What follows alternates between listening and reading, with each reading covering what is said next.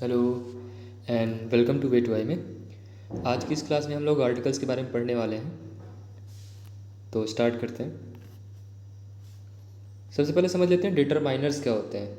तो determiners a word और group of words that specifies या आइडेंटिफाइज और क्वालिफाइज द नाउन और नाउन फ्रेज, जो कि इसको फॉलो करता है। यानी कि डिटरमाइनर क्या है, एक तरह से क्वालिटी बताता है, उसको अलग करता है, स्पेसिफाई करता है उसको। ठीक है, डिटरमाइनर में यहाँ पे आपको बहुत सारे एडजेक्टिव्स भी मिलेंगे। ओके, जैसे कि आर्टिकल्स डिटरमाइनर ही होते हैं। आर्टिकल्स में ए एंड द आते हैं। कार्डिनल नंबर्स 1 2 3 ये भी डिटरमाइनर्स ही होते हैं। Ordinal numbers one, first second third. Demonstratives this that these those. Partitives, तो पार्टिटिव्स जो कि यहाँ पे ग्रुप को तोड़ने का या फिर ग्रुप में से कुछ लोगों को या कुछ चीज़ों को लेने का जो रिप्रेजेंट करते हैं, जो वर्ड्स पार्टिटिव्स कहलाते हैं। क्वांटिफायर्स जो कि थोड़ा क्वांटिटी दिखाते हैं किसी चीज़ की। And possessives my, your, his. इनमें से आप ज़्यादातर आप नोटिस करोगे कि ये ज़्यादातर हम लोगों ने एडजेक्टिव वाले चैप्टर में पढ़ रखा है। ये सब कुछ एडजेक्टिव का पार्ट होता है एक्सेप्ट आर्टिकल। ठीक है, यानी कि डिटरमाइनर्स क्या होते हैं? Determiners means adjectives plus articles. सारे के सारे एडजेक्टिव्स नहीं होते हैं हालांकि यहाँ पर। ओके, ध्यान देना।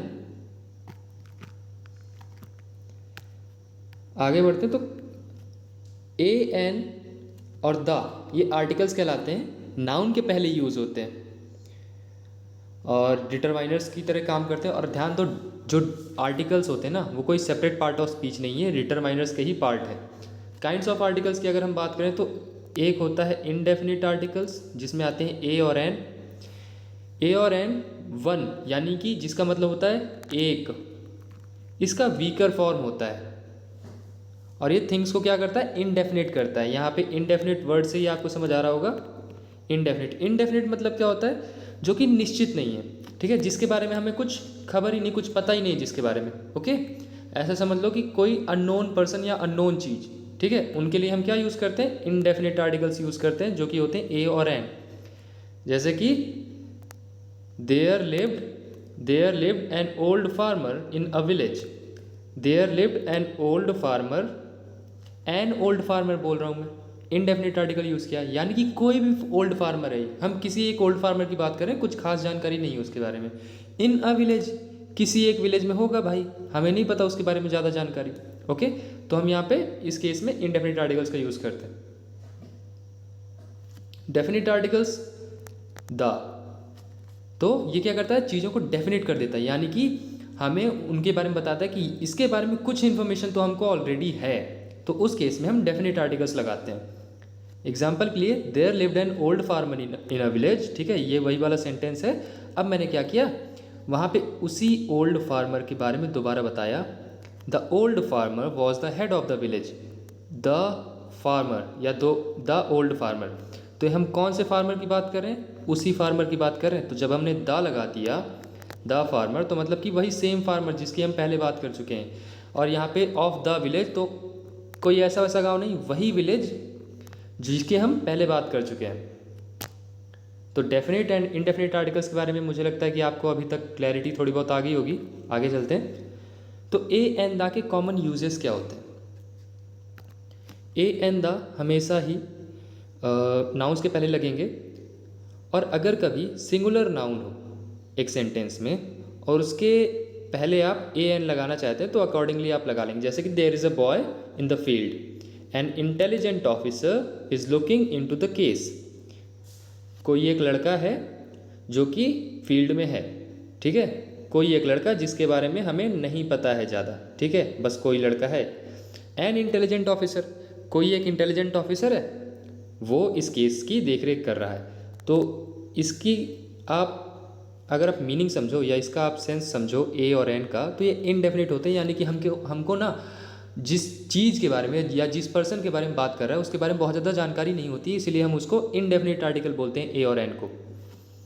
और जब भी यहाँ पे नाउन डेफिनिट हो, और डेफिनिट होने के बाद में वो भले ही सिंगुलर हो या प्लूरल हो या फिर अनकाउंटेबल हो, ठीक है, तो उस टाइम पे हम द यूज़ कर सकते हैं उन नाउन्स के साथ में, अगर हमको उन्हें डेफिनेट बनाना हो तो। अब यहाँ पे हाँ ध्यान दो, ये जो ए एन होते हैं ना, ए एन हमेशा सिंगुलर नाउन्स के साथ ही यूज़ होंगे। ए का मतलब ही होता है एक, एन का मतलब भी एक ही होता है, ठीक। तो ये सिंगुलर के साथ में यूज़ होते हैं ए और एन, जबकि द सिंगुलर या प्लूरल किसी के भी साथ यूज़ हो सकता है। बस कंडीशन क्या है कि वो नाउन डेफिनेट होनी चाहिए। डेफिनेट यानी कि हमारे पास उसकी थोड़ी बहुत इन्फॉर्मेशन होनी चाहिए। Then we can use the article with those nouns, जैसे कि I have a book, the book is really inspiring. तो आई हैव अ बुक, मेरे पास एक किताब है, the book is really inspiring. तो यहाँ पे कौन सी किताब की बात कर रहे हैं? वही किताब जो मेरे पास है, ठीक है। तो जब तक मैं ये कह रहा था आई हैव अ बुक, मेरे पास एक किताब है, ठीक है, इनडेफिनिट आर्टिकल है। लेकिन जैसे ही मैं बोला the book is really inspiring, तो मैं फिर से उसी बुक की बात कर रहा हूँ जो मेरे पास है। और अब जो मैंने द बुक यूज़ किया ना, तो इसका मतलब है कि मेरे पास पहले से कुछ इन्फॉर्मेशन थी इसके बारे में। क्या इन्फॉर्मेशन थी? कि आई हैव अ बुक, ये वही वाली बुक है, ठीक है। इस बुक को क्या कर दिया इसने? स्पेसिफाई कर दिया या फिर क्वालिफाई कर दिया, थोड़ी सी इसको एक अलग बना दिया। There were many scholars in the seminar. The scholars were discussing the role of education in our society. तो भाई देखो, many scholars and the scholars, तो ये द स्कॉलर्स कौन से हैं? ये वही वाले स्कॉलर्स हैं जिनकी हम पहले बातचीत कर चुके हैं, ठीक है। इस तरह से ये द यूज़ होता है। There is some ghee in the container, the ghee is adulterated. Container में या डब्बे में कुछ घी है और वो घी कैसा है? अडल्ट्रेटेड है, मिलावटी है, ओके। तो ये कौन से घी की बात हो रही है? वही वाला घी जो घी डब्बे में है। My friend has a beautiful car, the car needs great maintenance. ये वही कार है जो मेरे दोस्त के पास है, ठीक। इस तरह से हम द का यूज़ करते हैं।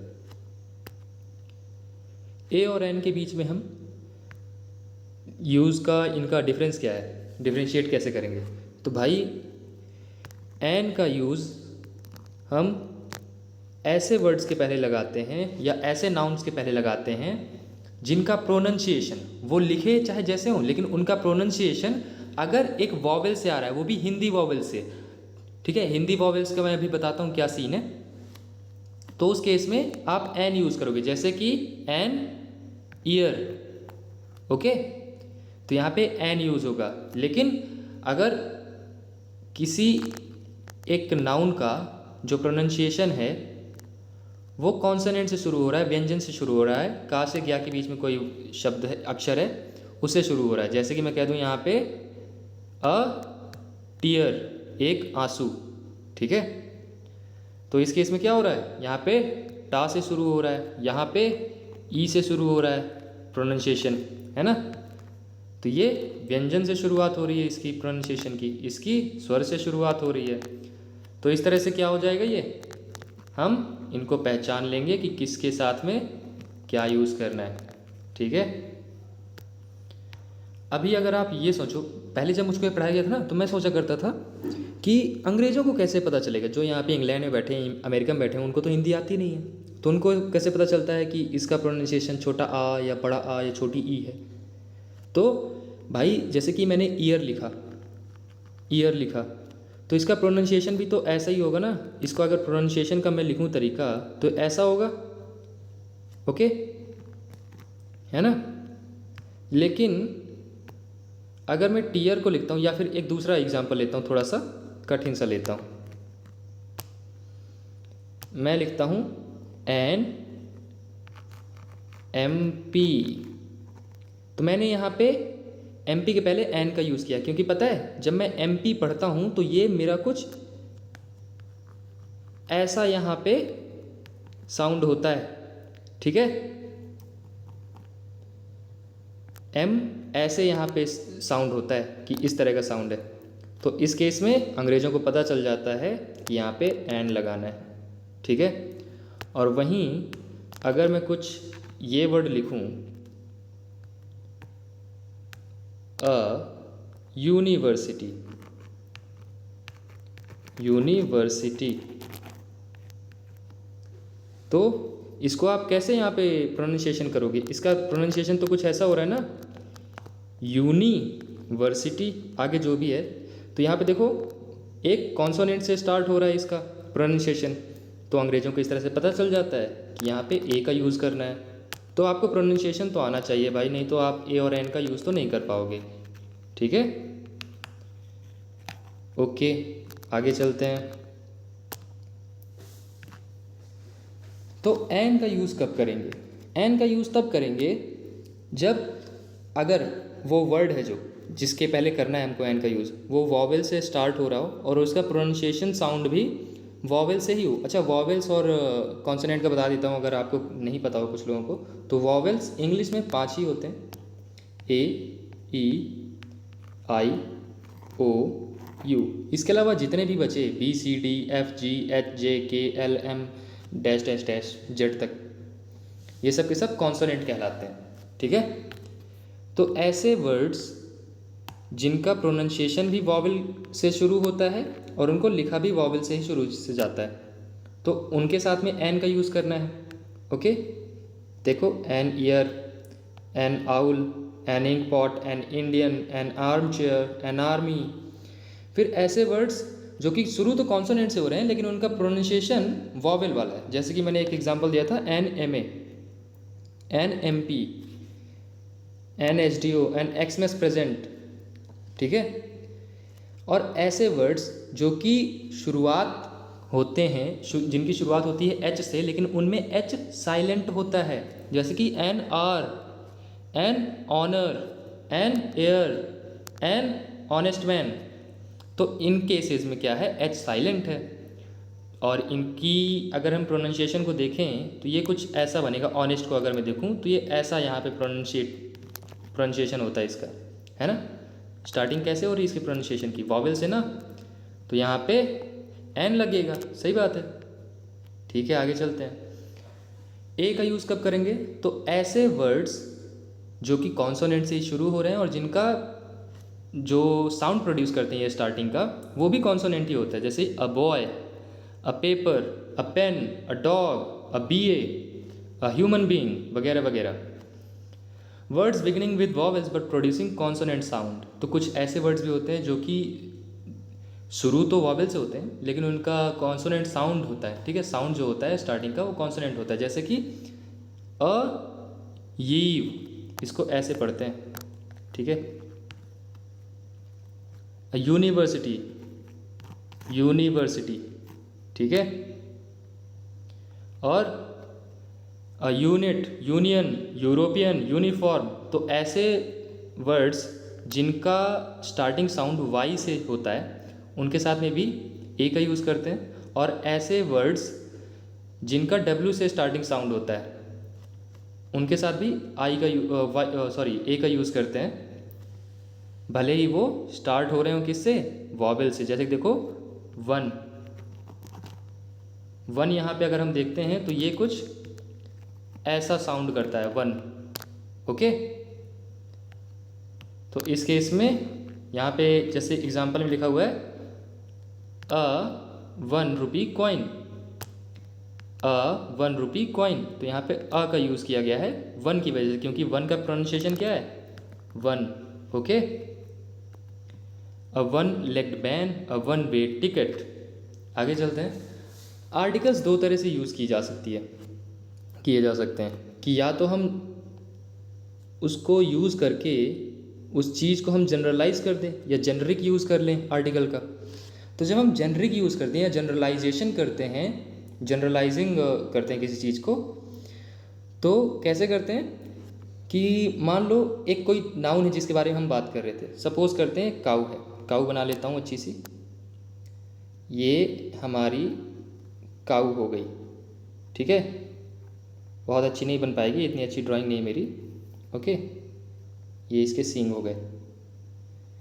तो जब मैं कहता हूँ अ काऊ हैज़ 4 लेग्स, तो क्या ये बताओ, जब मैं ये बात बोलता हूँ अ काऊ हैज़ 4 लेग्स, तो क्या काऊ जितने भी हैं, काऊ कम्युनिटी के जितने भी नाउन्स हैं, सब पर ये बात लागू नहीं होती है। अगर ऐसा है तो हम उस केस में क्या कर रहे हैं, जनरलाइज कर रहे हैं उसका यूज़। ठीक है, आर्टिकल्स को हम जेनरिक यूज़ कर रहे हैं। ओके, तो भले ही हम ए के साथ करें, दा के साथ करें, इसी बात को मैं दोबारा बोल सकता हूँ, द काऊ हैज़ 4 लेग्स। ठीक है, तो हम एक जनरल सी बात बोल रहे हैं और ये जनरल यूज़ कहलाता है। ए एंड दा का जब हम एक ऐसे तरीके से बात करें, जब जब वो बात उस पर्टिकुलर नाउन पर ही नहीं बल्कि उस नाउन की पूरी कम्युनिटी पर लागू हो तो जनरल यूज़ कहलाता है। जैसे अ रोज स्मेल्स वेरी स्वीट, तो यहाँ पर सारे के सारे, यहाँ पे एक रोज़ की बात की गई, लेकिन ऐसा नहीं कि सिर्फ इसी रोज़ पर ये बात लागू होती है, सभी रोजेस पर एप्लीकेबल है ये। The rose smells very sweet ये भी सही है, ठीक है। अब स्पेसिफिक या रिस्ट्रिक्टिव यूज़। स्पेसिफिक में क्या होता है, जब हम जिस नाउन के बारे में बात करें ना वो बात सिर्फ और सिर्फ उसी नाउन के लिए लागू है, तो उस केस में हम स्पेसिफिक या फिर रिस्ट्रिक्टिव यूज़ की बात कर रहे होते हैं कि ये वाला हम आर्टिकल किस तरह से यूज़ कर रहे हैं, रिस्ट्रिक्टिव तरीके से यूज़ कर रहे हैं उसको। There is a book in अलमीरा द बुक इज़ टॉर्न, तो भाई आप देखो there is a book in अलमीरा, तो ये जो आपने अ बुक यूज़ किया, क्या आप सभी बुक्स के लिए कह रहे हैं कि सभी बुक्स अलमीरा में हैं? नहीं ना, किसी आप एक पर्टिकुलर बुक के बारे में बात कर रहे हैं, तो ये यूज़ कैसा हो जाएगा, रिस्ट्रिक्टिव यूज़ हो जाएगा। और क्या आप सभी बुक्स के बारे में बता रहे हैं कि वो सभी बुक्स फटी हुई हैं? नहीं ना, किसी पर्टिकुलर बुक के बारे में बता रहे हैं कि वो बुक फटी हुई है, तो ये क्या है, रिस्ट्रिक्टिव यूज़ हो जाएगा आर्टिकल्स का। Okay. The man has an elephant, the elephant is very big. Okay, तो ये भी हमारा हो गया। आज का ये हमारा इंट्रोडक्शन था आर्टिकल्स को लेकर के।